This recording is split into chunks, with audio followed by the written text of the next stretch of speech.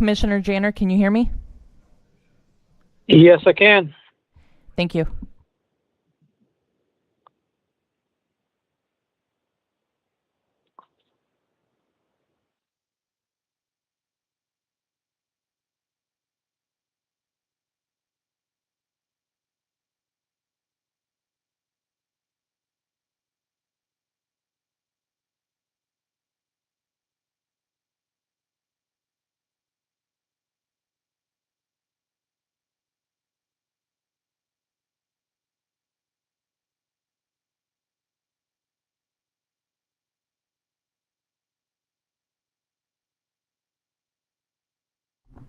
I'd like to call to order the March 27th, 2025 regular meeting of the Park Board of Commissioners. Please stand for the Pledge of Allegiance.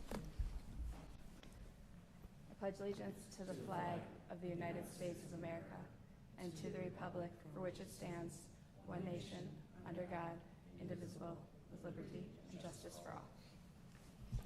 All right. Monica, can we have a roll call, please? President Gibson? Here. Vice President Ruffing? Here. Commissioner Ansier? Here. Commissioner Jacks? Here. Commissioner Janner, absent. Commissioner Risvold? Here. Commissioner Thompson? Here. President Gibson, I've been informed that Commissioner Janner has requested to participate remotely due to business purposes.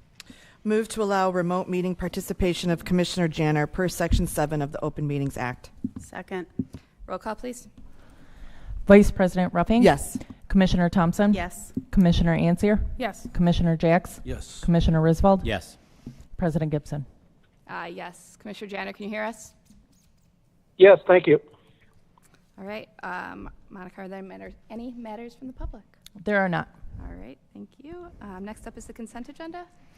Item 3.1, approve March 13th, 2025 regular meeting minutes. 3.2, move to reject the bid from Daybreaker Landscapes for failure to submit a responsive bid. Move to award the contract for the Rose Hill Farms Park Playground renovation project to Hacienda Landscaping, Inc. with the lowest responsive and responsible bid in the amount of $86,732.75, and to authorize staff to carry a further 5% contingency for a total authorized expenditure for the project in an amount not to exceed $91,070. 3.3, move to reject the bid from Midwest Field Solutions for failure to submit a responsive bid. Move to award the contract for the White Eagle Park Playground renovation project to Innovation Landscape, Inc. with the lowest responsive and responsible bid in the amount of $162,104.80, and to authorize staff to carry a further 5% contingency for a total authorized expenditure for the project in an amount not to exceed $170,210. 3.4, move to reject the bid from Midwest Field Solutions for failure to submit a responsive bid. Move to award the contract for the Willowgate Square Playground renovation project to D&J Landscape, Inc. with the lowest responsive and responsible bid in the amount of $95,393.50. And to authorize staff to carry a further 5% contingency for a total authorized expenditure for the project in an amount not to exceed $100,163. 3.5, approve Ordinance 1070, authorizing an intergovernmental agreement between the Naperville Park District and the County of DuPage for the intergovernmental cooperation and utilization of available resources for the Riverwalk project. That is all. Thank you, Monica. Are there any items to be removed from the consent agenda and considered separately? Hearing none. Move to accept consent agenda items 3.1 through 3.5. Second. Roll call, please. Vice President Ruffing? Yes. Commissioner Thompson? Yes. Commissioner Ansier? Yes. Commissioner Jacks? Yes. Commissioner Janner? Yes. Commissioner Risvold? Yes. President Gibson? Yes. Move to approve consent agenda items 3.1 through 3.5. Second. All in favor? Aye. Aye. All right. Aye. No unfinished business. We'll move on to new business, audit agreement.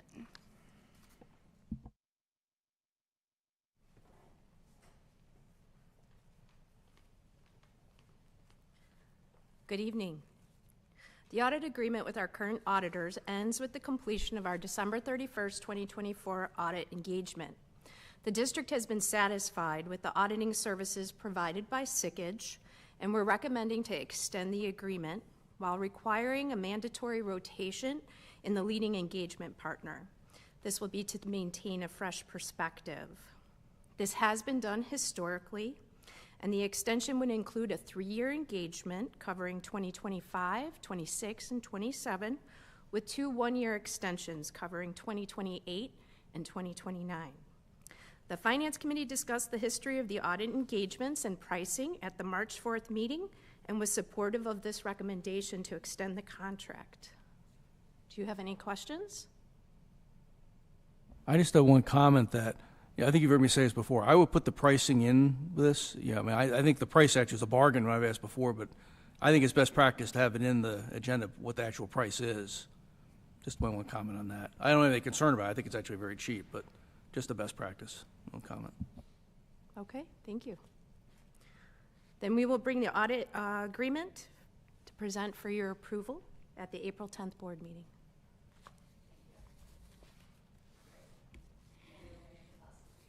All right. So the annual review of financial policies has been completed by staff, legal counsel, and our financial experts.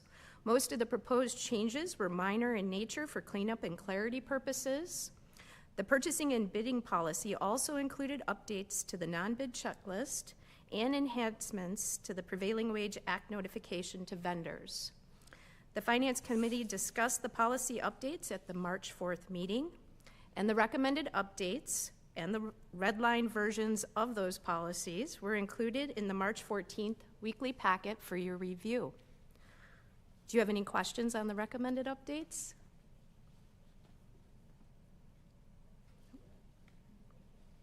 All right, then we will bring those policies for your approval at the April 10th board meeting. All right, thank you.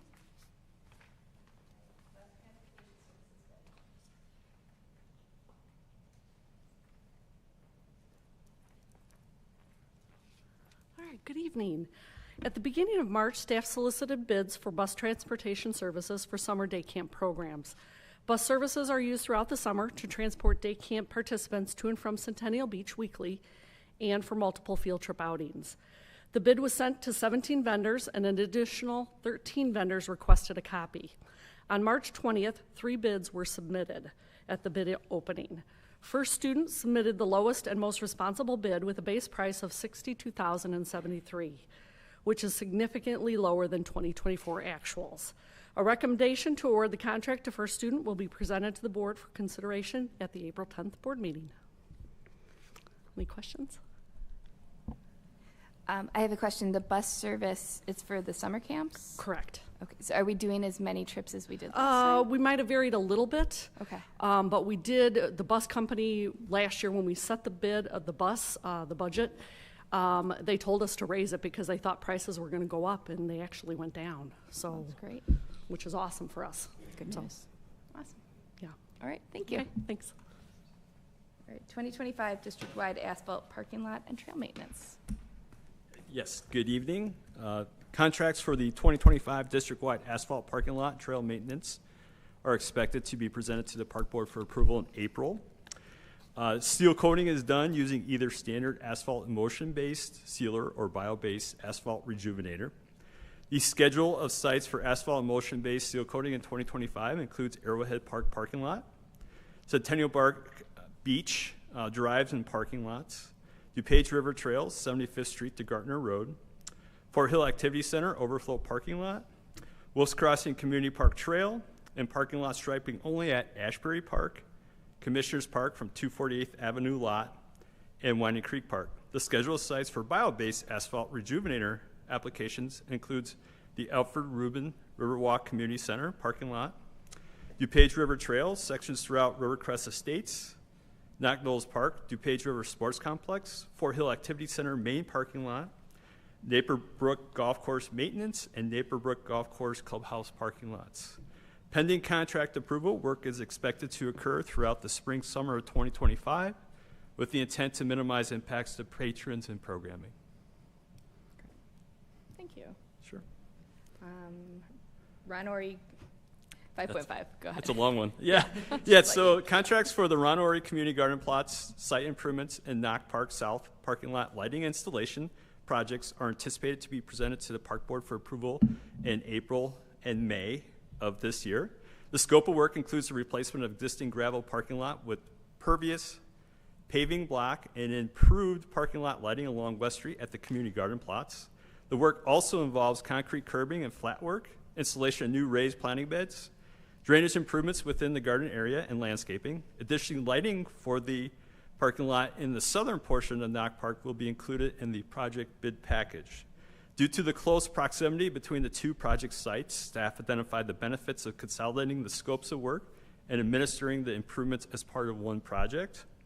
Funding for this project provided in part by the Illinois Environmental Protection Agency through the Green Infrastructure Grant Opportunities, otherwise known as the GIGO program, and the County of DuPage through the Water Quality Improvement Program.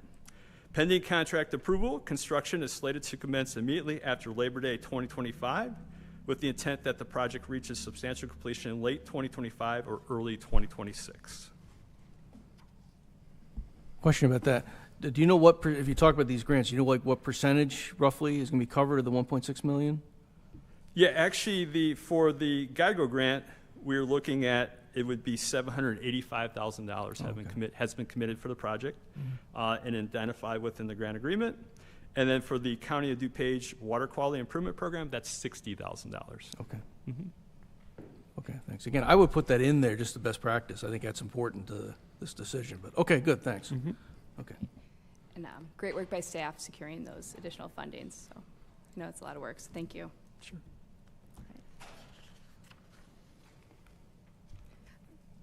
No more questions now? Okay.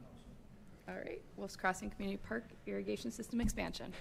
Yes, a contract for this project is expected to be presented to the Park Board for approval in April. The scope of work includes expansion to the existing irrigation system to include the turf area east of the pavilion, the multi-use field space west of the ball field, and to fill gaps in coverage in the large multi-use fields area at Wolf's Crossing Community Park. Pending contract approval, it is anticipated that work will occur following the conclusion of the spring soccer programming season. So just an update on that one. Great. Thanks. All right, thank you. Thank you. Fleet vehicle purchase. Good evening. Staff intend to present the purchase of a 2025 Ford F-250 truck at a meeting in April. This 4x4 vehicle, intended for use by the Trades Division, would be outfitted as a service truck and purchased from Sutton Ford, utilizing a contract awarded by the Sourcewell Purchasing Network. An order would be placed immediately following board approval, with delivery expected as early as this summer. This purchase was listed in the 2025 Fleet Vehicle and Equipment Replacement Plan, and funds are available to make this purchase. More details will be provided in an upcoming weekly packet. All right. Sounds good. Thanks. Naperville Riverwalk Lightscape Display and Summer Sculpture Series. All right, this one's not as short. But it has pictures, so that's cool. So recently, 2 displays of public art, both to be located on the Riverwalk, were presented to the district for consideration. The first proposal was requested by Naperville Art Forum Partnership for Public Arts in collaboration with both the city and the Riverwalk Commission, and was to include an interactive lightscape art display with a spring renewal theme. The lightscape would last for 1 week in April and take place near the Dandelion Fountain and covered bridge directly to the south of the fountain. Renderings of the proposal, in addition to a draft resolution, were included with this memo as part of the March 21st, 2025 weekly packet. The second proposal comes from the Downtown Naperville Alliance, which will be continuing their summer sculpture series with ducks as a theme for 2025. In addition to the placement of duck sculptures throughout the downtown area, they are requesting to have 1 sculpture placed near the Dandelion Fountain during the summer months. Details for this request are still being finalized, and more information will be provided at an upcoming meeting. Displays of public art on the Riverwalk are considered speech acts and are forbidden unless they occur in designated free speech areas or the speech act is that of the city or park district as a corporate act constituting government speech. From time to time, the district has formally accepted the donation of items for display or otherwise formally adopted and directed the installation of suggested displays through approval of a resolution, thereby making the display a corporate act of government speech. Each of the proposals would require resolutions approved by the Park Board if there is a consensus to move forward with the suggested displays as acts of its corporate government speech. We would like to present the resolutions for approval at a meeting in April. Any questions on that one? Do we know which duck we're getting from DNA and like who? I mean, because usually it's businesses in town that sponsor them and that sort of stuff. Do we know yet? We do. It was from one of the gentlemen who is a member of the commission and wanted to utilize some of the riverwalk stabilization, shoreline stabilization themes as the artwork on the duck.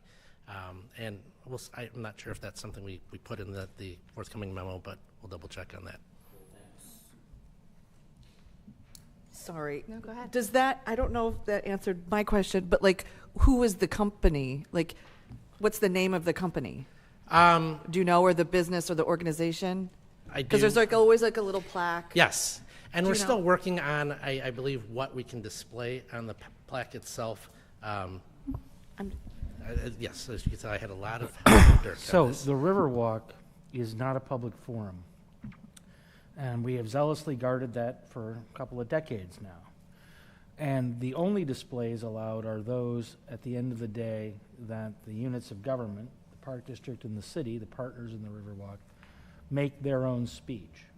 So a ready example is the displays around the holidays. At one point, somebody demanded that they be able to add to the Park District's display. We said, no, nobody else gets to do that. There were threats and all the rest, but what ended up happening is the Park District accepted a gift and then added it to its display. So in this case, we've got some details to work out, and then we got to present to you what's proposed, and then you have to decide whether or not you want to make that Park District government speech. And only then, and that's in totality of everything it says, both about the lighting display and the duck, only then does it go on the Riverwalk. The other ducks, are they on city property or are they on the business's private property? Do we know? Probably a combination of both, from what I understand. I think the city's going to allow some to be on its right of way, or its carriage walks, or its traditional public forum right of way sidewalks. They allow that kind of stuff.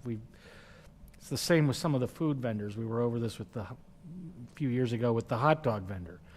The hot dog vendor got a license from the city, but we had to keep chasing the hot dog vendor off the Riverwalk and onto city property. So that will probably be the same thing. I don't think the staff at the city on this is newer than our staff, so we have a little bit of an education thing that Brad and I have been working on, teaching them about the public forum issues here. So before this comes to us for approval, we'll have artwork and the name of You'll the have the plaque and details. everything. We'll have the Yep. details before we're expected to approve the Yep. placement. All right. Good. Absolutely. Awesome. Thank Thank you. you. All right, then we'll move on to department updates. We'll start with administration. No report. All right. Finance.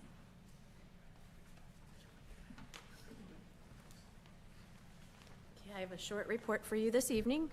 Audit fieldwork has been completed, and the team is working through compiling the annual comprehensive financial report. That's my update. All right. Any questions? Thank you. No? Thank you. Golf. Good evening. A few things from golf. Courses have opened. They open up this month, and we've been busy overall when the weather cooperates. We had Naperville open on March 12th, followed by Springbrook on March 14th. This month has been more typical for a March than we saw, like, for example, last year when we were open in February. And so we've seen so far a combined total of about 1,900 rounds. The few really nice days we've had quite a few people out there, but then days like today or when it snows like last week, it's been hit or miss. But looking ahead to later next week, once we get through this weekend and then early next week, it sounds like some mixed precipitation possible again. We're expecting to get a nicer, warmer, drier trend, and we're hoping to get our carts rolling and getting those out every day for the players, which will be exciting for us and our patrons because we'll finally get an opportunity to use our new electric carts at Springbrook. Our program registration is off to a positive start so far this year. April is our first month of group lessons at the courses. We have adult beginners, women's clinics, and junior programs scheduled for next month. Many of our April programs are already near or full, or near capacity, or are already full, which is exceptional for this time of year because of the weather. People are kind of like hesitant about signing up for a number of these things. But looking into the summer months, our junior camps, clinics, leagues are filling fast, and several are already full. And we've recorded over 550 registrations so far for our youth programs. On the subject of junior programs, we'll be hosting our annual Junior Golf-A-Palooza on Saturday, April 19th at Springbrook. The Golf-A-Palooza provides our low-cost opportunity for kids to be introduced to golf. For $5, juniors ages 5 to 17 are provided with 45 minutes of golf instruction from our professional staff, chance to try out golf equipment, enjoy lunch, and have fun learning about golf in all our programs. This program has always been popular and expected to be well attended again this year, weather permitting. Also in April, we'll have our first tournament of the year, our Partner Best Ball, which will be held at Naperville Golf Course on Saturday, April 12th. Registration for that event is currently open through April 6th. We already have 114 players signed up, and we're expecting a full field again this year of 144 players. A couple notes from our maintenance staff outside. The golf courses have emerged from winter in excellent shape. We have no significant issues or damage that we've found out there.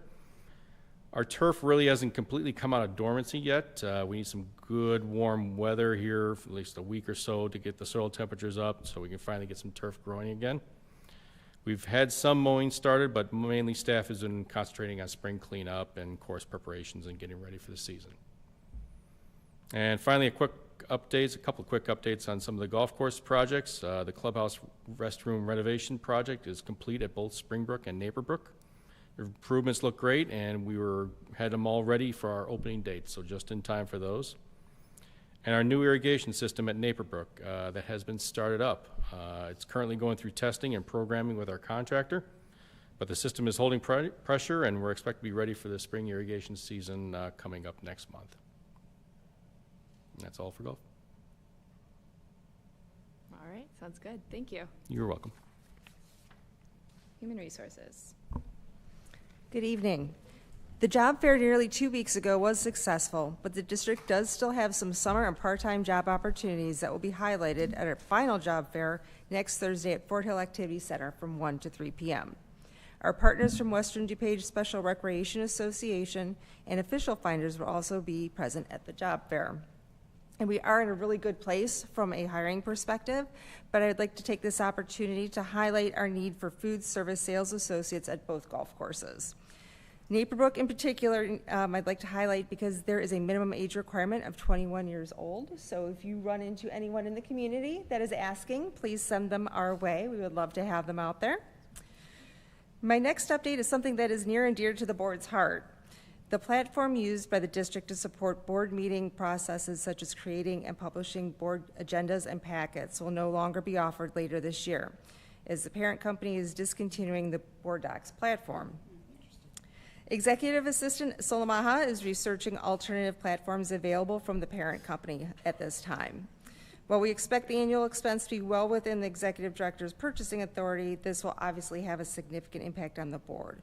Please expect to receive more information about the transition and training over the next few months. That's it. Thank you. Sounds good. Thank you. All right, information technology. Good evening. Just a few things that are going on with the information technology department. Today, actually, we conducted our first disaster recovery review with our new backup solution. The partnership that we have with ThinkGuard is the company that's helping to deliver that for us.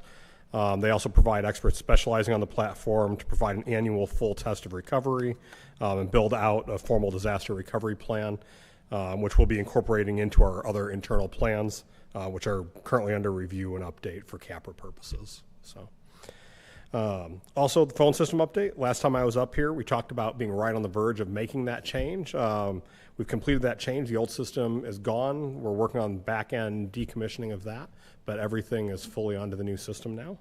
We're working on updates and tweaks as different departments come with new needs with the new things that we can do, so we can provide better services to the staff and then turn to the public. Then finally, as we continue upgrading and improving things on our network, a selection of a new firewall platform set to be finalized in the next week with a planned transition for that before the start of summer operations. So. Sounds good. Great, Thanks. Marketing and communications. Good evening. I have a few updates for the board regarding marketing. So last time I was up here, we talked about the fact that we're going to be hosting the C&M section's social media subcommittee. We had about 50 people in here, which is pretty amazing. So the event maxed out. We're very, very happy about that. Connor, our digital marketing specialist, and Spencer, our creative services manager, did an excellent job. They presented about 45 to 50 minutes on social media best practices, talked about some of the history of us adopting social media and kind of how we've gone along and improved things over time. So it was very, very well received. Had some people stay after and ask questions, so it was a nice way to kick off the social media subcommittee for sure. I wanted to issue a reminder that proposals are now being accepted through June 27th for the 2026 IAPD IPRA conference. Hard to believe we're talking about 2026 already, but it's here. And so if you're interested in submitting a session, looking for more information, go to the IPRA website, ilparksconference.com, and you can find out more information about that. I'm sure we're going to have a nice contingent again for 2026 with staff presenting, so looking forward to that. If you've looked on our website or social media lately, you can see that spring is here and summer's just around the corner, so marketing is really working a lot on promoting, whether it's Centennial Beach, the golf courses, a variety of spring programs, and then of course summer camps, so we've been really busy with that. And then finally, mark your calendars because we have our first playground ribbon cutting of the year coming up on Tuesday, May 6th at 5 p.m. at Springfield Park. And actually, this is a carryover from 2024, and it's going to be 2 for the price of 1. So we're going to hold the event at Springfield Park, but it's also going to be for opening the playground at the adjacent Arbor Way. So, yeah, a lot coming up. I just have to say I'm really enjoying the March Madness reels. I love them. Those are pretty popular, yeah. Social media has been great. I love it. It's a lot of fun. Yeah. Awesome. And thanks for your work with the conferences and, you know, the state organization. Absolutely. That reflects really well on the community. Happy to do that. I really enjoyed being a part of it last year and all in it again for 2026. So Awesome. Looking forward to it. That's great. Thank you. Thank you. Oh, sorry, real quick. Oh, sorry, go oh ahead. no, that's okay. Do you already kind of have some ideas of things you might want to bring to the conference next year? Yes, I've got on my whiteboard in my office, I've got 6 or 7 ideas that I'm kind of chewing on right now and working with staff, talking with Connor and Spencer just on the presentation they gave and how can we maybe tweak that, or do we want to make it a panel discussion and present with other park districts. So it's still early in the process, so there's kind of a lot of ideas just out there right now. Yeah, more to come. Awesome. All right, thank you. Thank you. Park Police.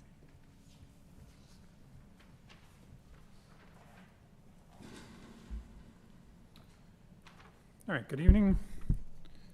Our winter season is winding down and our spring and summer season is winding up, which means we'll be working later hours and I'll have additional officers out on the road. I was fortunate enough to have hired a retired DuPage County deputy over the winter. He's been trained up and I now have a full complement of police officers heading into the spring. We will be looking to hire our park service officers. We're going to start that process next month with the goal of bringing them on early in May to get them trained up as well. Right now it looks like I have at least 4, maybe 5 returning, which means I would only need to hire another 3, possibly 4. But the people I have in place should be able to train them up pretty quickly. So I'm looking forward to a seamless transition into that program. As far as citywide, we are working closely with city police to manage pending teen trend events that have already materialized this year. We had one earlier, probably a month ago, that brought upwards of 400 people into town, and now we're looking at one again tomorrow that we're going to be managing with the city police. Internally, we're meeting with staff quarterly to discuss special events instead of just meeting once or twice each year to discuss each event for the entire year. We're meeting quarterly to see if there's anything we learned from the first quarter events that we need to change for the next quarter and so on throughout the year. We're continuing our active shooter training. Last year we trained upwards of 500 people through the ALICE program, and we're slated to teach another 500 this year. So over a 2-year span, we'll have taught upwards of 1,000 Park District employees in how to handle active shooter situations. Lastly, we're working with beach staff to conduct tabletop exercises regarding any and all incidents that could come their way over the summer as well. All right. Well, thank you, Chief. Any questions? No? All right. Thank you. Parks. A few updates from Parks. March signals the transition from our winter work over to spring tasks. Staff is in the process of removing sled hill fencing and ice rinks for the season. Prescribed burns have been completed by staff at 7 different parks so far, and it also assisted at Springbrook Golf Course, with more on the horizon as long as the weather and ground conditions continue to cooperate. Staff has begun their preseason cleanup work at Centennial Beach. The pumps have been operating almost nonstop to remove that overwintering water and to allow staff to begin to wash down the surfaces and remove accumulated debris. Our crews have been working on ball fields to get them back in shape for their openings, as well as getting soccer fields set up for the games that are starting, some of them as soon as this weekend. Many of our restrooms have been opened, so staff has been working with the trades crews to get everything open and then set up with the outdoor athletic field season set to begin. Landscaped areas at Harmony Park will be getting a renovation, in part through a generous donation made by the Riverwalk Foundation. Last year, staff contracted removal of several dead, declining, and invasive trees in the area. A delivery of outcropping stone just arrived this week, and staff will install them to help define the limits of the landscape beds around the instrument area. The bed will be completely redesigned in addition to the installation of 25 new trees and the establishment of native plantings in an infrequently used area of turf just to the north. Staff just started on the hardscape installation this week, with planting expected to occur later this spring. Earlier this month, Executive Director Wilson, Director Seppi, and I had a separate meetings with each of the parks divisions. We covered topics including our new work order management system, capital budgets, department and organizational goals, and wages. Our favorite part is we offer up kind of an Ask Us Anything session at the end of the meeting, which is always a highlight. This was the second year that these meetings have been offered, and they've been well received by staff. And we also received several ideas that from the crews that warranted additional consideration from us. And just wanted to end noting that we welcome back our 9-month part-time staff at the beginning of the month, and we'll start to see some of our 6-month staff start to trickle in a couple of weeks. Just a couple years ago, I think I was giving several updates on how hard of a time we're having bringing in staff. We're in a pretty good position and have been the last couple of years. So a lot of those changes that we've implemented have definitely paid off. Awesome. Great to hear. Any questions? I just had a question about the controlled burns. When we do a controlled burn, how do we notify the public? So we'll send out postcards earlier in the year of all the areas. It's not an exact science, right? A lot of where and when we do it depends on that day's weather. So we'll send out postcards to the areas that border those parks, let them know that it's burn season coming up and your park might be on the list for this upcoming season. Is there any way for us to use the Naper Notify system at all for notifying people? And the reason I ask is because there was one near me, and I had several neighbors who were somewhat panicked until I explained to them what it was and what was going on. Good question. Something we could definitely look into. Yeah, the one happened by Ashbury, and I was actually really sad I missed it. I saw as the crew was like, and I ran over and asked where they're going next. I don't know, maybe like the signs or something that we put out to let, I don't know. More just because I wanted to see it, but yeah. Yeah, cool. they're pretty neat to watch. Pretty cool. Yeah. So, awesome. Thank you. Thank you. Awesome. All right, planning and development. Yes, I have 2 items for the board this evening. First item pertains to the strategic plan. As mentioned at the February 27th Park Board meeting, Staff released a request for proposal RFP for a firm to assist with developing the 2026-2028 strategic plan. The Park District implemented a similar approach when releasing the RFP and commissioning a team to assist with formulating the 2023-2025 strategic plan in 2022. Proposals in response to the strategic plan RFP were submitted by the March 12, 2025 deadline. Staff received proposals from a total of 6 firms and are in the process of reviewing the proposals per the set of criteria within the RFP. Staff will provide the Park Board with an update regarding the firm that fits the Park District's needs for the project, the best, as well as contract execution process and overall next steps at an upcoming Park Board meeting. Second topic is the DuPage Water Commission Water Link Improvements Project, request for temporary construction and permanent easements for Frontier Sports Complex and Tallgrass Greenway.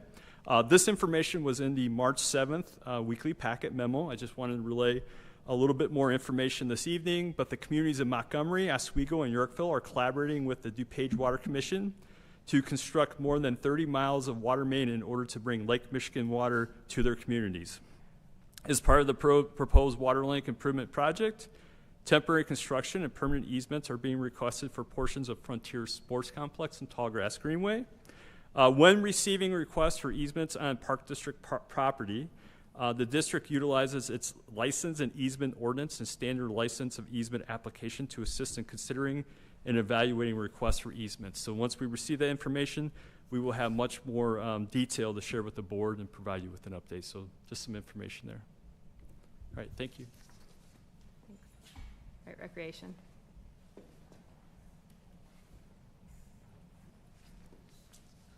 All right.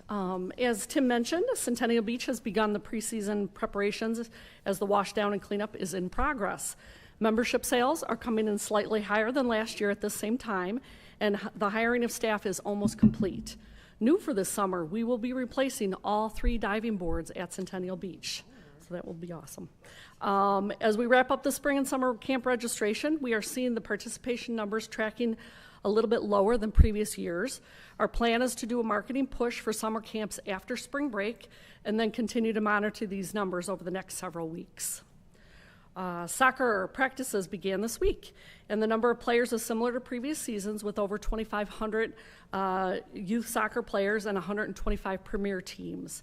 We have noticed the younger age groups have finally leveled off with the participation, but we continue to see a little bit of a slight decline in the number of the older age groups.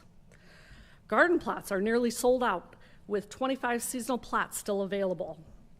New this year, we have introduced the option to rent a year-round plot. This option is a direct result of the input gathered from the community during the master planning process back in 2022. We have 87 plots designated for no-till year-round gardening, and I'm happy to share that we are almost sold out with only 3 still available. We will continue to monitor the community's interest in this type of plot, and if needed, we will look to add additional year-round plots in future years. On April 22nd, Earth Day will celebrate its 55th anniversary. In celebration, the Naperville Park District, alongside the City of Naperville and many other local organizations, will host numerous community events, volunteer projects, and activities. Earth Month Naperville kicks off April 7th through April 30th. This year's theme is Take Action, and we invite the community to participate in the different activities around the area, starting off with our very own Knock Knolls Nature Center. Throughout the month, families can come and enjoy the different Earth-themed activities and crafts each week. And the district also has planned, in collaboration with the Naperville Police Department, a shred event on April 12th at Centennial Beach. And to round off the month, the district will be launching Nature Champions. Nature Champions is our newest volunteer program opportunity. Volunteers interested in beautifying our parks can help support a variety of park projects throughout Naperville. A full listing of different area celebrations can be found on our district's website. So that's all. Any questions? No? All right. Sounds great. Thanks. Thank you. All right. Well, the next regular meeting of the Park Board of Commissioners will be April 10th at 7 p.m. here at Fort Hill Activity Center. Move to adjourn the March 27th, 2025 regular meeting. Second. All in favor? Aye. Aye. All right. Aye.